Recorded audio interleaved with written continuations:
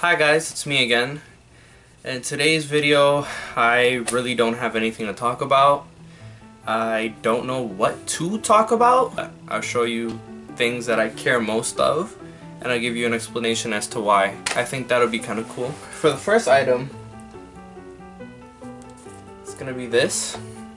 This is my Air Max Huarache 2K4. As you can tell, I like to collect sneakers. I love them. It's a passion of mine. This one holds particularly a emotional attachment to me. The first pair I had was back in when did this come out? Like 05-ish, 06-ish about. And I had it for a couple years, and we moved to Canada, and a lot of amazing things happened and a lot of tragic things happened in my life while I had this pair on. So the original pair got destroyed. Like all the snake print was peeling off. I was walking pretty much on an air bubble. So I gave those away to a very good friend of mine at the time. And my sole purpose when I got back from Canada was, if I get the money and I get the opportunity, I would rebuy this shoe. And I did.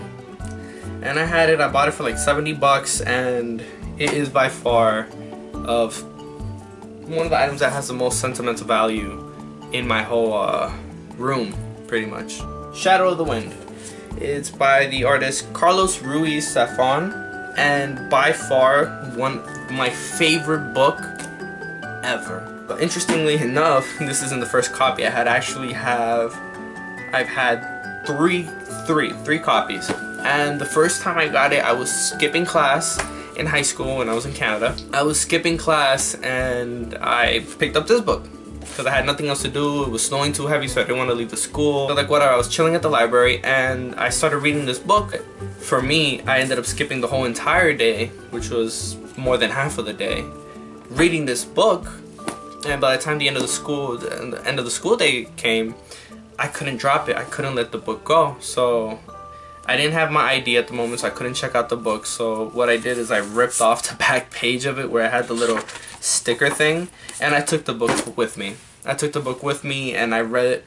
I read all the way up till 5 o'clock in the morning the next day, and it changed my life. That book was destroyed, the water damage, and so I purchased the other book, and that book got stolen from me. So this would be the third copy that I went and I bought again, and hopefully I can keep this for a long time. Paper Mario, the original, the first one. It was by far my favorite Mario game on the 64. I played this game probably 6 or 7 times in a row, and I replayed it and replayed it and replayed it again. I did the GameCube version. The Wii, I bought it, I didn't really like it, but this one by far, best one. My brother and I would spend hours trying to figure out how to beat certain levels, how to get all the treasures, everything.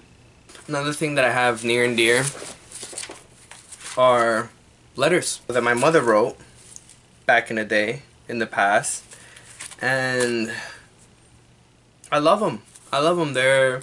It's an emotional time. It's very important to me, these letters.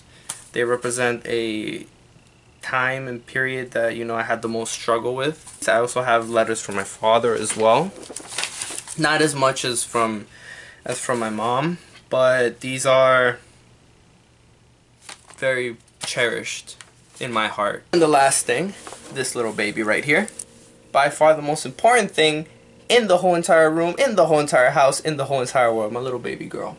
Mwah. I love her. She's a 5-year-old pit bull, and my brother was feeling sad.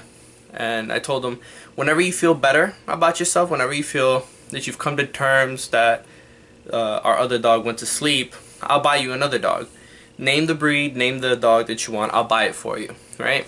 So 6 months down the line, he texted me and he's all like, hey, look, they have her for sale, right? As a puppy. And at the time, I think they were charging 300 bucks for her. I'm like, alright, cool, I got paid that Friday, we can go tomorrow. Saturday, I'm off of work, so we can go and get those puppies. So we went to the place in the middle of nowhere. We got there, and then all the puppies were black. And she was the only one that came out looking like her mama. She came we saw her, my brother fell in love, my mother fell in love, I fell in love with her. And the guy was charging me about 300, 350 bucks, I think. I had the money, so I was okay with it. I'm like, alright, 350 bucks for a dog. Nothing too crazy. As I'm about to make the deal, I'm like, alright, sir, so how much is it? And then my mom butts in. She's like, oh, I only got 200. And I'm like, Mom, what are you doing? So the guy's like, alright, you know what? It's 350 for the dog, or 300. I don't remember. Then we have no deal. And I'm like, damn, I drove for over an hour to get this dog, and we're not gonna take this dog home with me? And then the guy's like, well, you guys did drive all the way over here. I paid $200 for her, so she's a discount puppy. It was a great investment. She brings amazing happiness to everybody's lives in this house, and honestly, this house would be so empty and so cold if we didn't have her. And I love my dog, like, completely. Anyways, guys, this is the end of this video. I hope you enjoyed it. I hope you enjoyed it. You know a little bit about me. And she says bye too, even though she doesn't want to.